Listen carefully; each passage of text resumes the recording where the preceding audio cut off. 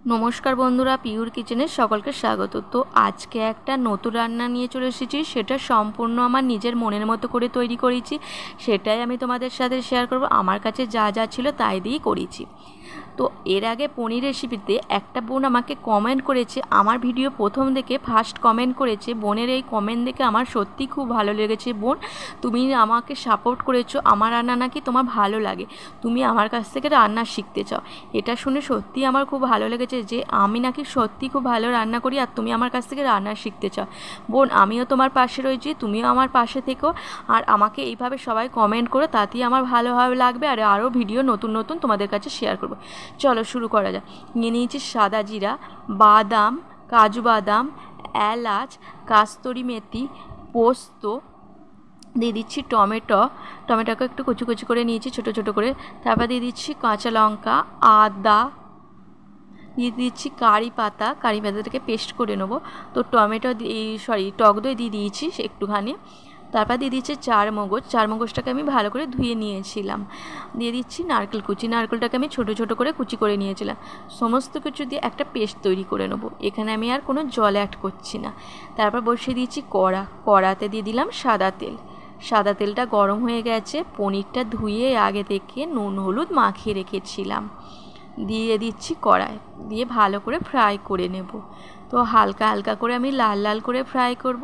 এখানে লাল লাল করে আমার ফ্রাই করা হয়ে গেছে, এবার তুলে নেব। তোমরা চাইলে আরেকটু লাল করতে পারো। তো ওই তেলেতে আমি দিয়ে দিচ্ছি আলুটাকে কেটে ধুয়ে রেখেছিলাম।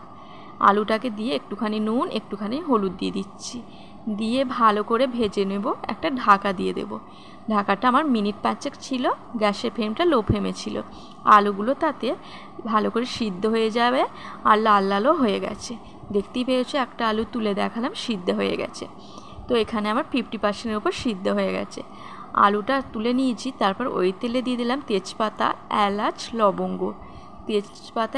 লবঙ্গটাকে দিয়ে ভালো করে 10 সেকেন্ড মতো ভেজে নেব। তারপর দিয়ে দিচ্ছি কারি পাতা। আর বন্ধুরা, এই প্রথম আমি কারি পাতা দিয়ে রান্না করছি। তোমরা কে কারি পাতা দিয়ে রান্না খেতে ভালোবাসো অবশ্যই কমেন্ট করো। তারপর দিয়ে দিলাম কারি পাতাটাকে ভেজে রাখার পর দিয়ে দিলাম ওই যে পেস্টটা করে রেখেছিলাম, সেই পেস্টটা দিয়ে 10 সেকেন্ড মতো নেড়ে নিয়ে দিয়ে দিচ্ছি চিনি।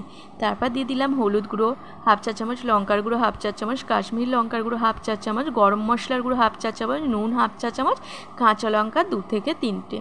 তো তোমরা যে যেমন ঝাল খাবে ঝালের পরিমাণটা বাড়িয়ে বা কমিয়ে নেবে। তারপর ওই পেস্ট করে রাখা যে বাটিটা ছিল সে বাটিটা ধুয়ে জল দিয়ে দিলাম, দিয়ে ভালো করে ফুটিয়ে নেওয়ার পর দিয়ে দিলাম টক দইয়ের বাটি থেকে জল দিয়ে ধুয়ে জল দিয়ে দিলাম হাফ বাটি মতো। আর আমি কিন্তু পরে জল কোনো অ্যাড করব না। জলটা ফুটিয়ে নেওয়ার পর মশলাটা ফুটিয়ে নেওয়ার পর দিয়ে দিলাম আলুটাকে দিয়ে মিনিট 10 চাপা দিয়ে রেখেছিলাম। আলুটা আমার সিদ্ধ হয়ে গেছে প্রায়, ভালো করে সিদ্ধ হয়ে যাওয়ার পর মধ্যেই আমি দিয়ে দিলাম পনিরটাকে দিয়ে আবার 5 মিনিট ঢেকে দিলাম, একটুখানি জলটাকে মেরে নেব। তো একটু যখন ঘন ঘন হয়ে আসবে, গাঢ় গাঢ় হয়ে আসবে, 5 মিনিট মতো ঢেকে রেখেছিলাম। তারপর আমি খুলে নিয়েছি ঢাকাটা। তারপর আমি নামানোর আগে দিয়ে দিচ্ছি ঘিটাকে দিয়ে একটুখানি মিনিট 2 মতো ফুটিয়ে নিচ্ছি। মিনিট 2 মতো ফোটানোর পর আমি নামিয়ে নেব। তো নামানো হয়ে গেছে, আমার রান্নাটা তৈরি হয়ে গেছে সম্পূর্ণ। ওপর থেকে ভালো লাগার জন্য আর সুন্দর একটা খাবারটাকে ভালো করার জন্য, টেস্ট করার জন্য আমি দিয়ে দিলাম ওপর থেকে কাস্তুরি মেথিটাকে ছড়িয়ে দিলাম। তারপর দিয়ে দিলাম কারি পাতা। তো এটা দেওয়ার পরে আরও রান্নার স্বাদটা দ্বিগুণ হয়ে গেল আর দেখতেও সুন্দর লাগছে। তো বন্ধুরা, আজকে আমার রান্না তোমাদের কেমন লেগেছে অবশ্যই বলো। ভালো লাগলে লাইক কমেন্ট আর শেয়ার করো। আর যদি আমার রান্নাটি ভালো লেগে থাকে অবশ্যই বাড়িতে ট্রাই করো। বা